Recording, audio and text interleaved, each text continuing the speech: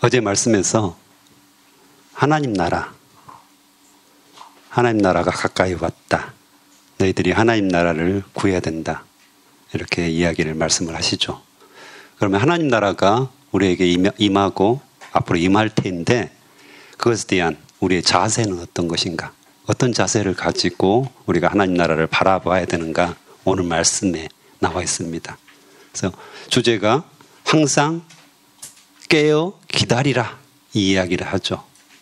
그래서 첫 번째 이야기로 혼인잔치, 결혼잔치를 마치고 오는 주인을 종들이 기다렸다라고 이야기합니다. 이스라엘의 결혼 예식은 우리나라하고 좀 다르죠. 그래서 먼저 이제 준비된 신랑이 신부 집에 데려가서 신부를 데리고 옵니다. 그래서 신랑 집에서 결혼식을 하는데요. 주로 이게 다 밤에 이루어집니다. 그래서 열처녀 비유도 있잖아요. 열처녀 비유에서 보면 들러리가 10명이거든요. 그래서 신랑이 신부를 데리러 오는 그것을 기다리는 겁니다. 밤에. 그렇듯이 밤에 보통 결혼식이 이루어지는데요. 또 이 결혼 잔치도 밤에 이루어집니다. 그래서 오늘 주인이 결혼 잔치에 갔다 오는 장면인데 거의 이제 밤 늦게 아니면 새벽에 오는 거죠. 뭐 오늘날처럼 자동 문이 있었던 것도 아니고, 그래서 누군가는 안에서 열어줘야지 들어갈 수 있는 거잖아요. 그래서 종들이 이 주인을 기다리면서 등불을 밝히고 있다가 주인이 왔을 때 열어주는 장면입니다. 당연히 깨어 있어야 되겠죠. 깨어 있는 종은 그래서 복이 있다라고 분명하게 말씀을 하십니다. 그런데 말씀이 좀 이상합니다. 37절에 보면 주인이 와서 볼 때 깨어있는 종은 복이 있다. 당연하겠죠. 종이 당연히 기다려야 되죠. 주인이 안 왔는데 스스로 잠들고 있으면 그게 이상한 거잖아요. 근데 그 뒤에 말씀을 보면 내가 진정으로 너희에게 말한다. 주인이 스스로 허리를 동이고 종들을 식사 자리에 앉힌 다음 곁에 와서 종들을 섬길 것이다. 좀 이상하잖아요. 그냥 우리 상식에 맞지 않는, 당연히 주인이 오면 종이 섬겨야 되는데 반대가 돼 있어요. 그래서 이 비유의 의미를 우리가 어느 정도 파악을 할 수가 있는 거죠. 바로 이 주인이 예수 그리스도라는 사실을 알게 됩니다. 그래서 마지막 때 하나님 나라가 임할 때 예수 그리스도께서 다시 오셔가지고 기다리는 종, 깨어서 기다리는 종을 섬길 것이다. 그들을 발을 씻겨주고 깨어있는 종을 주님께서 축복하실 것이다. 이 말씀을 하시는 거죠. 그래서 38절에 주인이 밤중에나 새벽에 오더라도 깨어있는 종들이 있다면 그 종들에게 복이 있을 것이다. 언제 올지 모르는 겁니다. 핸드폰을 가지고 전화한 것도 아니고 절대 알 수 없는 거죠. 언제 올지, 밤에 올지 새벽에 올지 모르지만 여전히 기다리고 깨어서 기다리는 자, 그에게 복이 있다고 말하고 40절에도 너희도 준비하여라. 인자는 너희가 생각지도 않은 때에 올 것이다. 말씀을 하십니다. 우리가 생각지 않은 때 하나님께서, 예수 그리스도께서 다시 재림하신다고, 다시 오신다고 이렇게 말씀을 하시는 거죠. 그래서 깨어서 기다리라. 잠들지 말아라. 깨어나라. 이렇게 말씀하시죠. 실제로 에베소서 5장 14절에 보면 잠자는 자여 깨어서 죽은 자들 가운데서 일어나라. 그리스도께서 너에게 비추이시리라. 여러분 깨어 있으십니까? 깨어나셨기 때문에 새벽기도 오셨죠. 할렐루야. 근데 깨어 있는다는 말이 뭘까요? 영적인 의미로. 에베소서 5장 14절 말씀을 통해서 깨어나는 것이 어떤 의미인지를 알게 됩니다. 여기서 두 사람이 나오죠. 잠자는 자가 있고요. 죽은 자가 있습니다. 우리는 어떤 사람일까요? 잠자는 자일 수 있습니다. 죽은 자는 예수 그리스도를 믿지 않는 자들. 우리 주변에 죽은 자들이 굉장히 많다는 것을 알 수가 있습니다. 그래서 그들 가운데에서 일어나라고 하는 거잖아요. 우리는 조금 잠들어 있을 수 있습니다. 그런데 예수님께서 깨어서 죽은 자들 가운데서 일어나라 이렇게 말씀하시고요. 결론적으로 뭐를 말씀하시죠? 예수님께서 우리에게 빛을 비추시겠다고 말씀을 하십니다. 우리 스스로 빛을 발하는 것이 아니라는 거죠. 잠이 들면 어떻나요? 저는 깊이 잠을 자기 때문에 누가 아마 메어가도 일어나지 않을 겁니다. 네. 아마 보쌈 당하기 딱 좋은 그런 체질인데요. 아주 깊이 잠이 들면 우리의 오감이 정지되죠. 보는 것도, 냄새를 맡는 것도, 듣는 것도, 미각도, 촉각도 모두 마비가 됩니다. 전혀 알 수가 없죠. 영적으로 우리가 잠을 자면 어떻게 될까요? 자연스럽게 예수님을 인지하지 못합니다. 예수님을 의식하지 못합니다. 예수님을 인식하지 못하는 거죠. 예수님께서 말씀하셔도 전혀 들리지 않습니다. 예수님께서 보여주셔도 볼 수가 없는 거죠. 깨어있다는 것은 뭘 말하죠? 보고 듣고 이 오감이 작용이 돼서 예수 그리스도를 계속해서 바라볼 수 있다는 겁니다. 매 순간순간 주님을 바라볼 수 있다는 거죠. 제가 새벽에 일어나가지고 오늘 찬송을 몇 장 부를 것인가 들여다봤습니다. 왜 그랬을까요? 지난주에 제가 사회까지 봤기 때문에 혹시 또 안 오시면 제가 찬송가를 불러야 되기 때문에 또 급하게 여기서 찾다가 예전에는 옛날 찬송가를 찾아가지고 이상하게 됐잖아요. 그래서 뭘 할까 하고 쭉 보다가 144장을 해야 되겠다. 가지고 핸드폰에서 144장 찬송가를 딱 찾고 앉아 있었습니다. 그런데 오늘 사회를 보시는 집사님께서 144장을 하시는 거예요. 할렐루야. 하나님께서 살아계시는구나. 하나님께서 역사하시는구나. 어떻게 같은 생각을 주셨을까? 이걸 그냥 흘려보내면 우연히 144장을 불렀고 그냥 그럴 수도 있지 우연히. 하지만 우리가 깨어있고 하나님께서 살아계시고 우리의 마음을 움직이시는 분이고 우리의 마음을 동일하게 만드시는 분이라고 우리가 인정하고 인식한다면 하나님의 역사구나. 아주 작은 일이지만 인지할 수 있고 인정할 수 있는 겁니다. 이게 깨어있는 사람들이죠. 그래서 하나님께서 살아계시는구나. 하나님께서 지금도 역사하시는구나.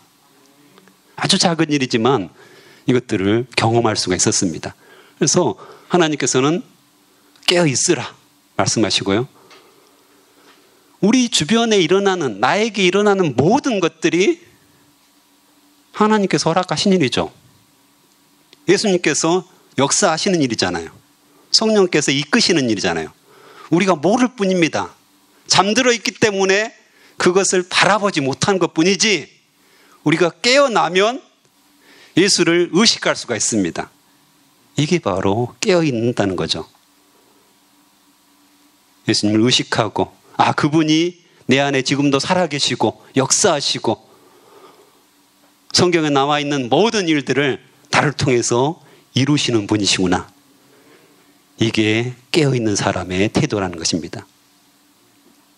그리고 성경에서는 깨어서 기도하라고 또 말씀하시죠. 예수님을 바라보려면 기도해야 되는 거죠. 내 힘으로는 살 수 없다. 네 힘으로는 도대체 살 수 없다라는 것을 이야기해 주잖아요. 그래서 나를 의지해라. 나를 의지해라. 세상 사람들이 보기에 기도는 너무 하찮은 거죠. 저렇게 기도해가지고 뭐가 이루어질까? 비웃음의 대상이죠. 차라리 그 시간에 가서 일을 해라. 안 그렇습니까?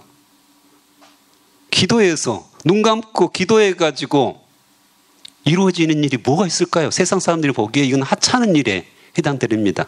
해당되는 일이죠.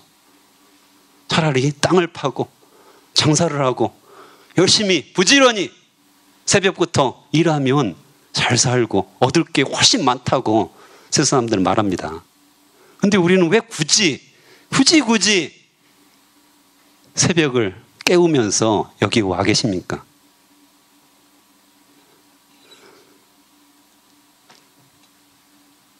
그 기도의 힘을 알기 때문에, 예수님께서 이 기도를 어떻게 평가하신지를 알기 때문에 우리가 여기 와 있는 겁니다.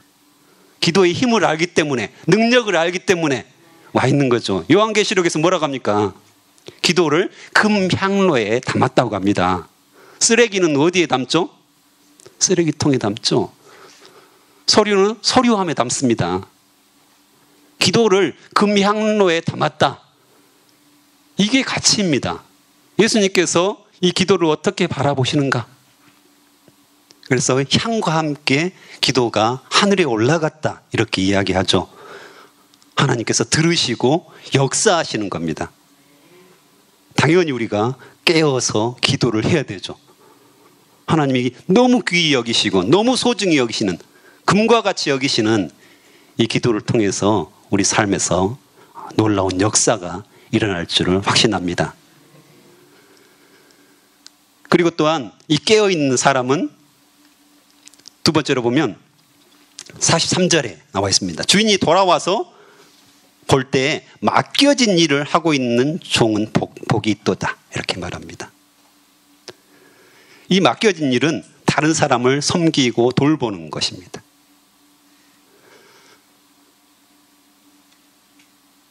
그래서 종들을 맡겼는데 종의 리더가 되어서 종들을 돌보고 집안일들을 할 수 있도록 맡겼다고 합니다. 그 일을 담당하면 주인이 돌아왔을 때 복을 주겠다. 많이 맡겼으니까 또 많이 찾을 것이다. 이 이야기도, 경고의 말씀도 하시는 거죠. 내가 깨어있을 뿐만 아니라 다른 사람도 깨우는 의미입니다. 많은 사람들이 나 혼자 신앙생활을 잘하면 되지 않나? 나만 깨어서 예수 그리스도를 바라보고 주님을 의식하고 이렇게 사는 게 얼마나 행복한 일이야. 그리고 천국 가는 게 나는 소망이야. 땡, 틀렸습니다. 그러기 위해서 예수님께서 우리를 위해서 십자가 지신 게 아닙니다. 물론 여러분 한 사람을 위해서도 분명히 예수님은 십자가를 지셨을 것입니다. 할렐루야. 나 혼자 있어도, 이 세상에 나 혼자 있어도 분명히 하나님께서는 십자가를 지시기 위해서 오셨을 겁니다. 하지만 하나님의 뜻, 하나님의 생각은 더 크고 놀랍습니다. 나뿐만 아니라 주변의 사람들을 깨우는 겁니다. 이게 제자반 리더의 삶이죠. 그래서 여기 있는 모든 분들이 제자반 리더가 되시기 바랍니다. 이게 하나님의 뜻이에요. 내가 깨어날 뿐만 아니라 다른 사람을 깨워 세우는 겁니다. 엄청난 일이죠, 이건. 하나님의 비밀이고 하나님의 그 역사라고 저는 확신합니다. 예수님도 12제자를 세우시고 70명의 제자를 세우시고 나중에 120문도 계속해서 제자들을 통해서 말씀하시는 것이 가서 제자를 삼으라 말씀하시잖아요. 그게 깨어있는 겁니다. 제자를 삼는 게 깨어있는 거고, 내가 깨어날 뿐만 아니라 다른 사람도 예수님을 바라볼 수 있도록 깨워주는 겁니다. 이게 바로 맡겨진 일이라고 말합니다. 이걸 우리는 해야 됩니다. 해도 되고 안 해도 되고 이러면 얼마나 좋겠습니까? 행복하겠죠. 근데 명령입니다. 하지 않으면 불순종이라고 이야기합니다. 제자반 리더를 하지 않으면 불순종이라고 이야기합니다. 물론 제자반 리더뿐만 아니라 다양한 영역이 있습니다. 이를테면 가장으로서, 또 엄마로서 가정의 자녀들을 제자화시키는 겁니다. 자녀들이 예수님을 바라보도록 교태하고 학가다하고 주님을 바라보도록 양육하는 것, 이것도 제자의 삶이죠. 정제자반 리더 못 하시겠으면 집에서 신실하게 자녀들을 양육하십시오. 하나님을 바라보도록, 예수님을 바라보도록. 또 어떤 사람들은 직장에 가서 그렇게 하는 사람들도 있습니다. 신의회를 통해서 아니면 주변 사람들을 모아서 양육하고 제자로 키우고 예수 그리스도를 바라보도록 만드는 사람도 있다는 것입니다. 다 하나님께서 책임을 다 맡겨주셨습니다. 그런데 나는 모르겠어. 나는 모르겠어.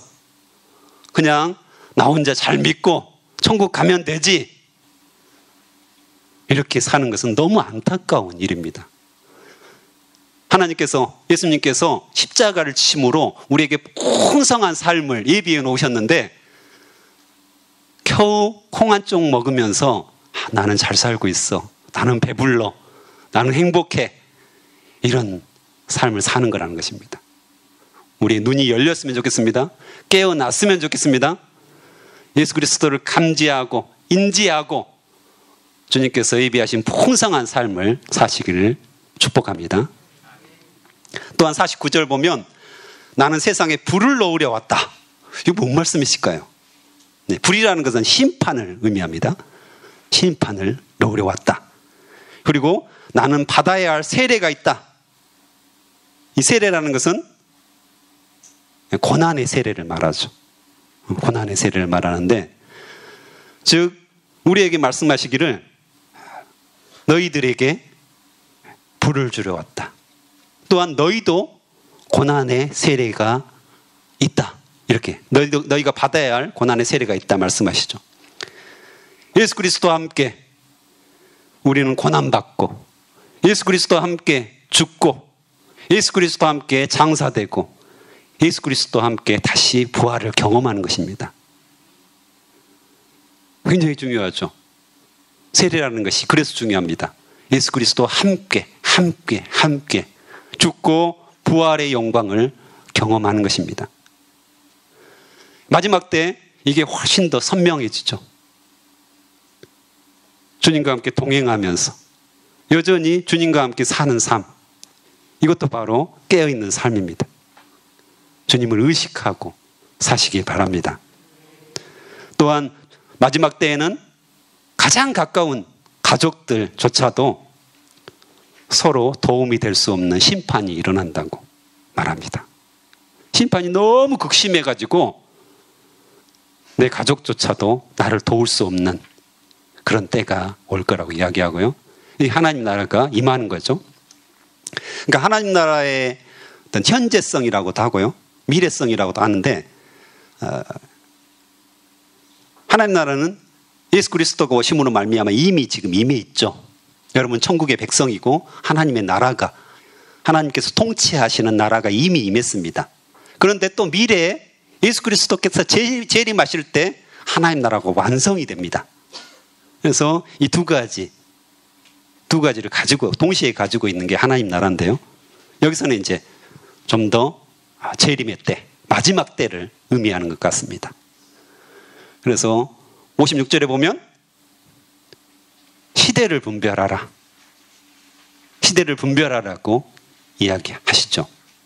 그래서 마지막 때가 가까이 왔음을 너희들이 분별하고 깨어 있으라. 이렇게 말씀하시는 거죠. 하나님을 더욱더 바라보자는 거죠. 누가복음 21장에 보면 이런 말씀이 있습니다. 또 이르시되 민족이 민족을, 나라가 나라를 대적하여 일어나겠고 곳곳에 큰 지진과 기근과 전염병이 있겠고 또 무서운 일과 하늘로부터 큰 징조들이 있으리라. 마지막 때 예수 그리스도께서 재림하실 때 이런 징조들이 있다고 말씀하십니다. 어떻습니까? 전쟁 많이 일어나고 있죠. 지금 지진, 예전에는 한 세기에 일어날까 말까 했던 큰 지진들이 계속해서 일어났잖아요. 쓰나미가 일어나고. 기근 어떻습니까? 아프리카 같은 데서 굶주림에 죽어가는 영혼들이 엄청 많잖아요. 전염병 말할 것도 없죠. 코로나. 그래서 예수 그리스도의 재림의 발자국 소리가 점점 가까우는 듯합니다. 이때 우리가 깨어 있으라 말씀하시는 거죠. 더욱더 주님을 바라보라고 말씀을 하시는 겁니다. 피곤하시죠? 금식도 하시고 새벽에 이렇게 나오는 것이 피곤한 일입니다. 늘 레이더를 켜고 예수님을 인식하는 것은 너무 피곤한 일입니다.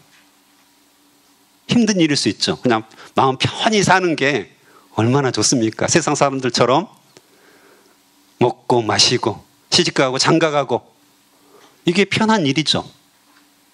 우리가 깨어 있으면 사단이 건들기 시작합니다. 우리가 깨어 일어나면 사단이 공격을 시작합니다. 그 전까지는 자기가 부리는 하수인이기 때문에 내버려 둡니다. 별 어려움도 주지 않습니다. 고난도 주지 않습니다. 그런데 우리가 깨어나면 사단이 자기 나라가 지금 뺏기니까 우리를 대적하려고 혈안이 되는 겁니다. 그래서 오히려 우리가 깨어나면 더 기도해야 되고 더 하나님을 의지해야 되고 더 성령님을 의지해야 하는 그런 아이러니가 생기는 겁니다. 사단이 활동하고 사단이 강력하게 우리를 대적하기 때문입니다. 제가 요즘 PCS 관계전도 훈련을 CCC에서 우리 형제자매들하고 한다고 했잖아요.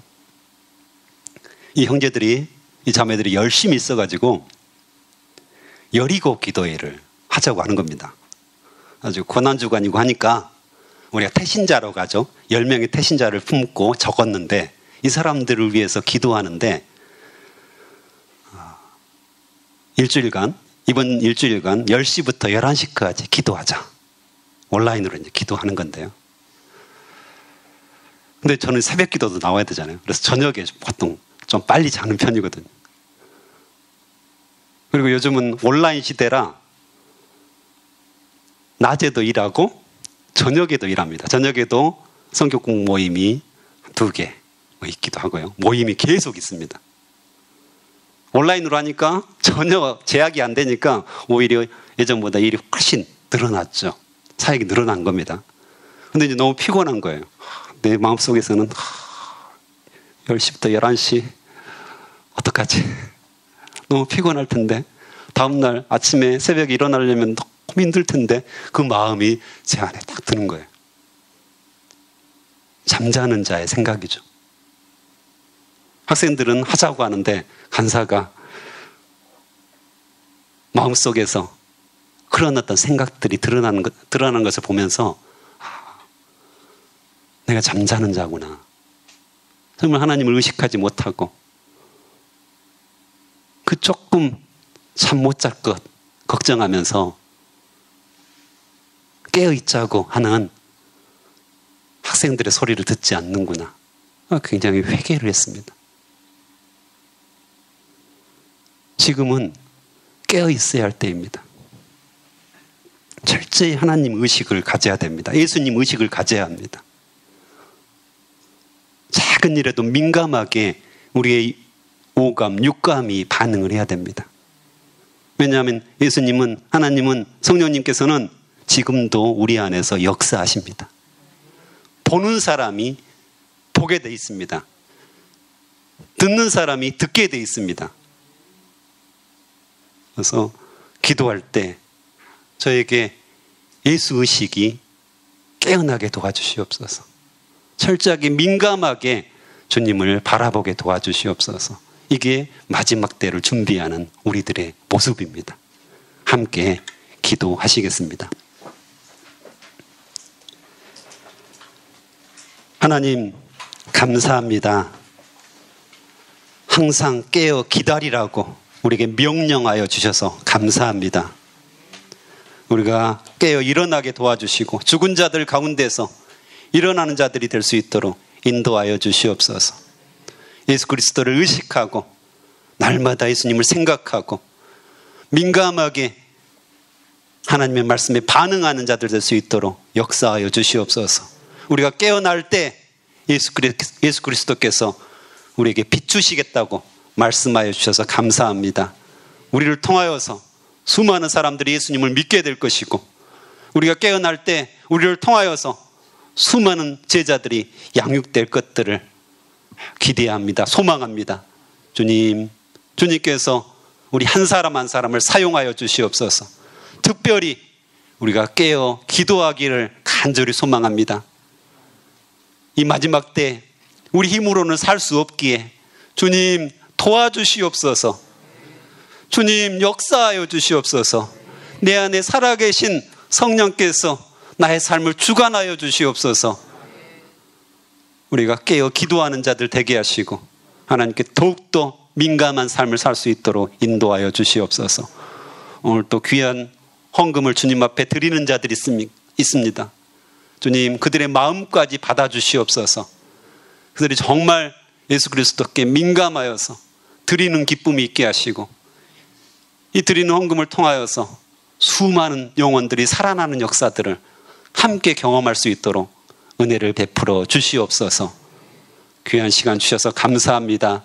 예수님의 이름으로 기도합니다. 아멘.